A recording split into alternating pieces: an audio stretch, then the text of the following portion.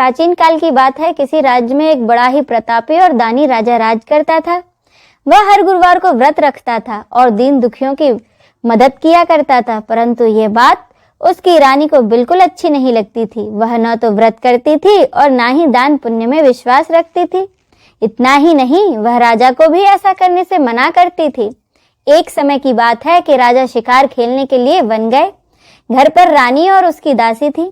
उसी समय गुरु बृहस्पति देव साधु का रूप धारण कर राजा के दरवाजे पर भिक्षा मांगने आए। साधु ने जब रानी से भिक्षा मांगी तो वह कहने लगी, हे साधु महाराज, मैं तो इस दान और पुण्य से तंग आ गई हूँ। आप कोई ऐसा उपाय बताएं जिससे कि मेरा सारा धन नष्ट हो जाए और मैं आराम से रह सकूं।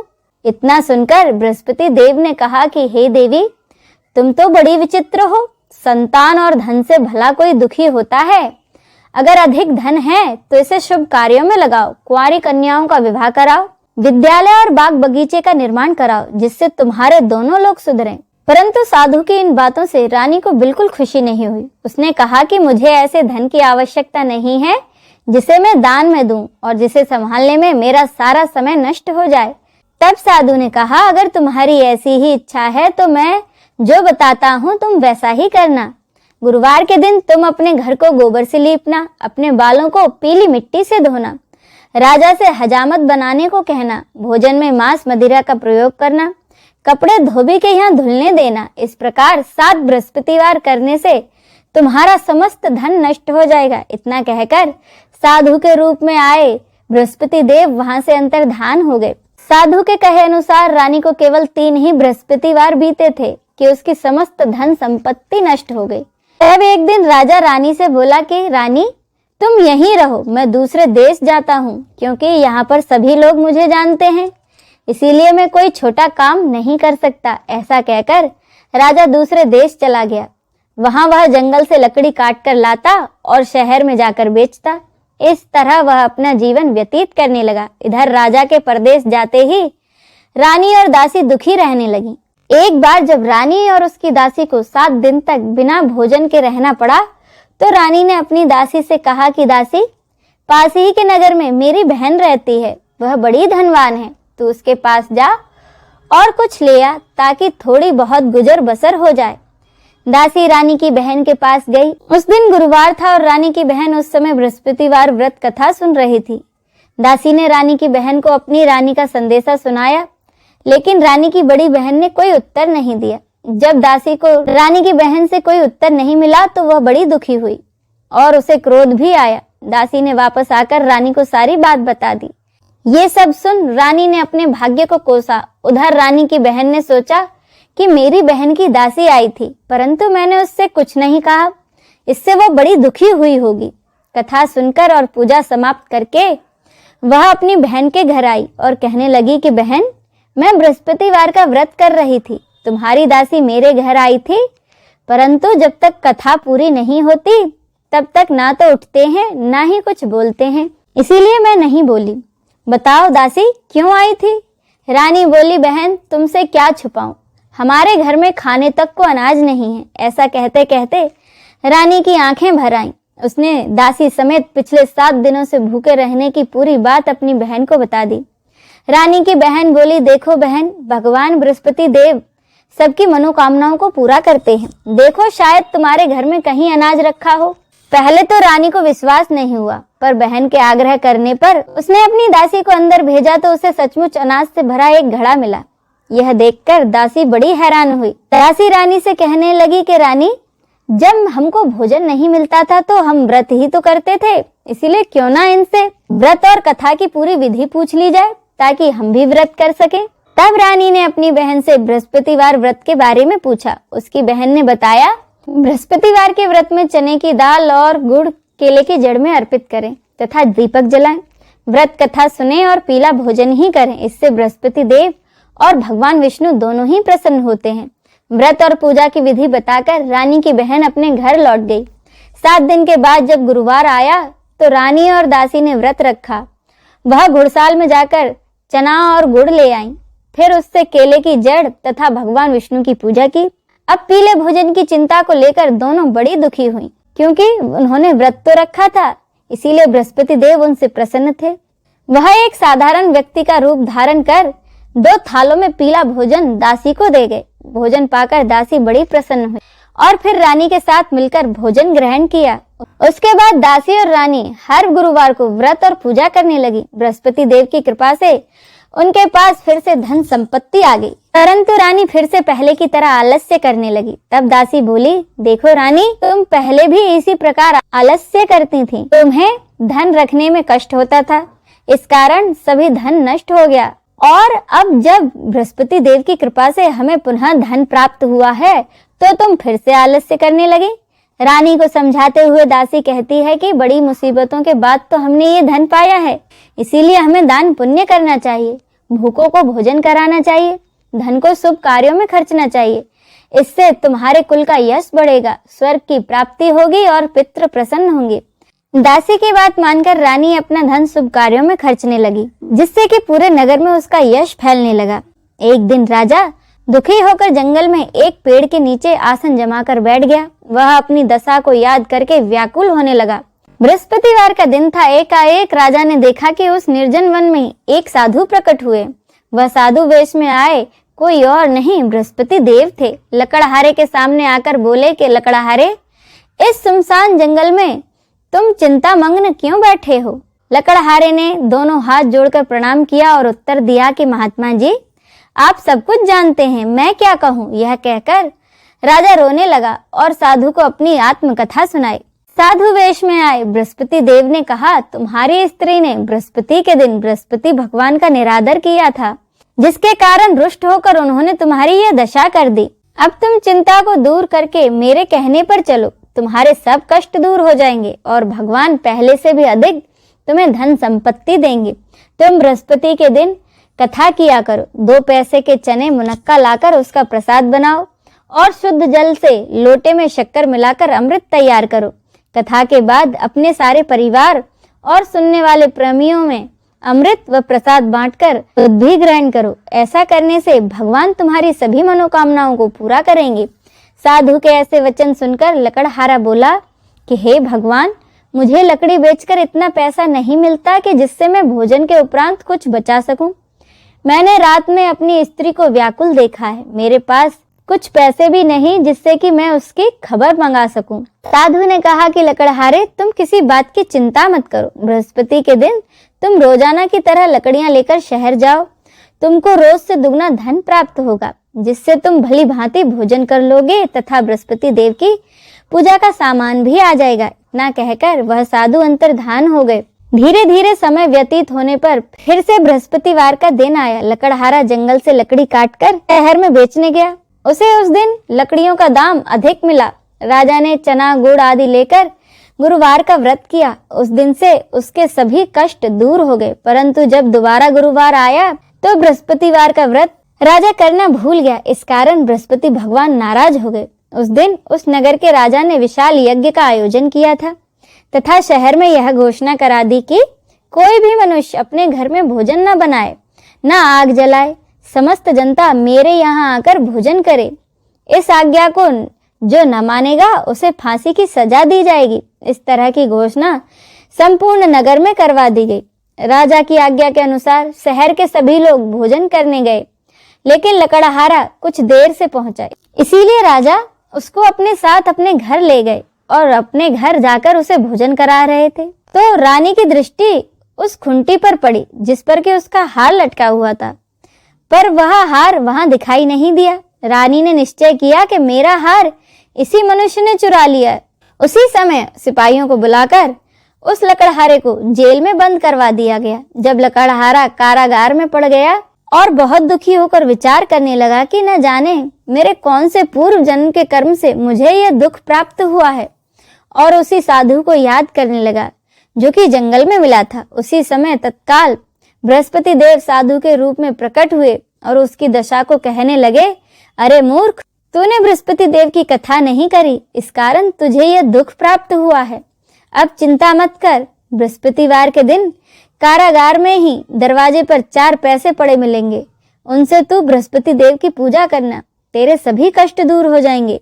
साधु के कहे अनुसार बृहस्पतिवार के दिन उसे 4 पैसे मिले। लकड़हारे ने कथा कही उसी रात को बृहस्पति देव ने उस नगर के राजा को सपने में आकर कहा कि राजा, तुमने जिस आदमी को कारागार में बंद कर दिया है वह निर्दोष है, वह तो दूसरे नगर का राजा है, उसे छोड़ देना। रानी का हार उसी खुंटी पर लटका है, अगर तू ऐसा नहीं करेगा तो मैं तेरे राज्य को नष्ट कर दूंगा। इस तरह रात के सपने को देखकर राजा प्रातःकाल उठा और खुंटी पर हार देखकर लकड़हारे को बुलाकर क्षमा मांगी तथा लकड़हारे को सुयोग्य वस्त्र आभूषण देकर उसे विदा किया। बृहस्पति देव की आज्ञा अनुसार लकड़हारा अपने नगर को चल दिया। राजा जब अपने नगर के निकट पहुंचा तो उसे बड़ा आश्चर्य हुआ। नगर में पहले से अधिक बाग बगीचे, तालाब, कुएं और बहुत सी धर्मशालाएं और मंदिर बन गए थे। राजा ने पूछा, यह किसका बाग और धर्मशाला है? तब नगर के सब लोग कहने लगे, यह सब रानी और उसकी दासी के हैं। तो राजा को बड़ा आश्चर्य हुआ और गुस्सा भी आया। जब रानी ने यह खबर सुनी कि राजा आ रहे हैं तो उन्होंने बांदी से कहा कि दासी, देखो राजा हमको कितनी बुरी हालत में छोड़ गए थे, हमारी ऐसी हालत देखकर वह लौट न जाए, इसीलिए तू दरवाजे पर खड़ी हो जा। आज्ञा अनुसार दासी दरवाजे पर खड़ी हो गई। राजा जब आए तो उन्हें अपने साथ लेवा लाई। तब राजा ने क्रोध करके अपनी रानी से पूछा, यह धन तुम्हें कैसे प्राप्त हुआ है? तब उन्होंने कहा, हमें यह सब धन बृहस्पति देव के कृपा से प्राप्त हुआ है। राजा ने निश्चय किया कि अब 7 रोज बाद सभी बृहस्पति देव का पूजन करते हैं, परंतु मैं प्रतिदिन 3 बार कहानी तथा रोज व्रत किया करूंगा। अब हर समय राजा के दुपट्टे में चने की दाल बंधी रहती तथा दिन में 3 बार कहानी कहता। एक रोज राजा ने विचार किया, चलो अपनी बहन के यहाँ हो आऊं। इस तरह निश्चय कर राजा घोड़े पर सवार होकर अपनी बहन के यहाँ को चलने लगा। मार्ग में उसने देखा कि कुछ आदमी एक मुर्दे को ले जा रहे हैं। उन्हें रोककर राजा कहने लगा, अरे भाइयों, मेरी बृहस्पति देव की कथा तो सुन लो। वे बोले, लो हमारा आदमी मर गया है और इसको अपनी कथा की पड़ी है। परंतु कुछ आदमी बोले, अच्छा कहो, हम तुम्हारी कथा भी सुनेंगे। राजा ने दाल निकाली और जब कथा आदि हुई तो मुर्दा हिलने लग गया और जब कथा समाप्त हो गई तो वह मुर्दा राम राम करके मनुष्य की तरह उठ खड़ा हो गया। आगे मार्ग में उसे एक किसान खेत में हल चलाता मिला। राजा ने उसे देखा और उससे बोले, अरे भैया, तुम मेरी बृहस्पतिवार की कथा सुन लो। किसान बोला, जब तक मैं तेरी कथा सुनूंगा तब तक 4 हरिया तो जोत लूंगा, जा अपनी कथा किसी और को सुनाना। राजा के खेत से हटते ही बैल पछाड़ खाकर गिर गए तथा किसान के पेट में बड़ी जोर का दर्द होने लगा। उसी समय उसकी माँ रोटी लेकर आई। उसने जब देखा तो अपने पुत्र से सब हाल पूछा। बेटे ने सभी हाल अपनी माँ से कह दिया तो उसकी माँ दौड़ी दौड़ी उस घुड़सवार के पास गई और उससे बोली कि मैं तेरी कथा सुनूंगी, तू अपनी कथा मेरे खेत पर चलकर ही कहना। राजा उसके खेत पर जाकर कथा कहने लगा, जिसके सुनते ही वह बैल उठ खड़े हुए तथा किसान के पेट का दर्द भी बंद हो गया। राजा अपनी बहन के घर पहुंचा। बहन ने भाई की खूब मेहमानी की। दूसरे रोज प्रातः काल राजा जगा तो वह कहने लगा कि सब लोग भोजन कर रहे हैं। राजा अपनी बहन से कहा, ऐसा कोई मनुष्य नहीं है जिसने कि भोजन नहीं किया हो और मेरी बृहस्पतिवार की कथा सुन ले। उसकी बहन बोली, भैया, यह देश ऐसा ही है, यहाँ के लोग पहले भोजन करते हैं, बाद में दूसरे काम। तो राजा ने कहा कि देख लो, अगर कोई पड़ोस में हो तो बताओ। वह बोली, ठीक है। वह ऐसा कहकर देखने चलेगी, परंतु उसे कोई ऐसा व्यक्ति नहीं मिला जिसने कि भोजन न किया हो। अंत में वह एक कुम्हार के घर गई जिसका लड़का बीमार था। उसे मालूम हुआ कि उनके यहाँ 3 रोज से किसी ने भोजन नहीं किया है। रानी ने अपने भाई की कथा सुनने के लिए कुम्हार से कहा तो वह तैयार हो गया। राजा ने जाकर बृहस्पतिवार की कथा कुम्हार के यहाँ कही, जिसको सुनकर उसका लड़का ठीक हो गया। अब तो राजा की प्रशंसा होने लगी। एक रोज राजा ने अपनी बहन से कहा कि बहन, हम अपने घर को जाएंगे, तुम भी तैयार हो जाओ। राजा की बहन ने अपनी सास से कहा कि सासू माँ, मैं अपने मायके जा रही हूँ। तो उसकी सास ने कहा, ठीक है, चली जाओ, लेकिन अपने लड़कों को मत ले जाना, क्योंकि तेरे भाई के कोई औलाद नहीं है। बहन ने अपने भाई से कहा कि भैया, मैं तो चलूंगी, पर कोई बालक नहीं जाएगा। राजा बोला कि जब कोई बालक ही नहीं चलेगा तब तुम ही क्या करोगी। बड़े दुखी मन से राजा अपने नगर को लौट आया और सारी बातें अपनी रानी को बताई। रानी बृहस्पति देव से प्रार्थना करने लगी और कहने लगी कि हे बृहस्पति देव, हमें आपने सब कुछ दिया है, हमें एक औलाद भी अवश्य दें। उसी रात को बृहस्पति देव ने राजा को सपने में कहा कि राजा उठ, सभी सोच त्याग दे, तेरी रानी गर्भ से है। राजा यह बात सुनकर बड़ा खुश हुआ। 9वें महीने में रानी के गर्भ से एक सुंदर पुत्र पैदा हुआ। तब राजा बोला कि रानी, स्त्री बिना भोजन करे रह सकती है, पर बिना कहे नहीं। जब मेरी बहन यहाँ आए तो तुम उससे कुछ मत कहना। रानी ने कहा ठीक है। जब राजा की बहन ने यह शुभ समाचार सुना तो वह बहुत खुश हुई और बधाई लेकर अपने भाई के घर आ गई। तब रानी ने कहा, जब भाई लेने गया था तब तो नहीं आई और अब दौड़ी दौड़ी चली आई। राजा की बहन बोली, भाभी मैं इस प्रकार न कहती तो तुम्हें औलाद कैसे मिलती। बृहस्पति देव ऐसे ही हैं, जैसे जिसके मन में कामनाएं हैं सभी को पूर्ण करते हैं। जो व्यक्ति सद्भावना पूर्वक बृहस्पतिवार का व्रत करता है एवं कथा पढ़ता और सुनाता है, बृहस्पति देव उसकी सभी मनोकामनाएं पूरी करते हैं। बोलो बृहस्पति देव की जय। अब सुने बृहस्पति देव की आरती। ओम जय बृहस्पति देवा, ओम जय बृहस्पति देवा, छिन्न छिन्न भोग लगाऊं, छिन्न छिन्न भोग लगाऊं, कदली फल मेवा। ओम जय बृहस्पति देवा, तुम पूर्ण परमात्मा, तुम अंतर्यामी, स्वामी तुम अंतर्यामी, जगत पिता जगदीश्वर, जगत पिता जगदीश्वर, तुम सबके स्वामी। ओम जय बृहस्पति देवा, चरणामृत निज निर्मल, सब पातक हरता, स्वामी सब पातक हरता, सकल मनोरथ दायक, सकल मनोरथ दायक, कृपा करो भरता।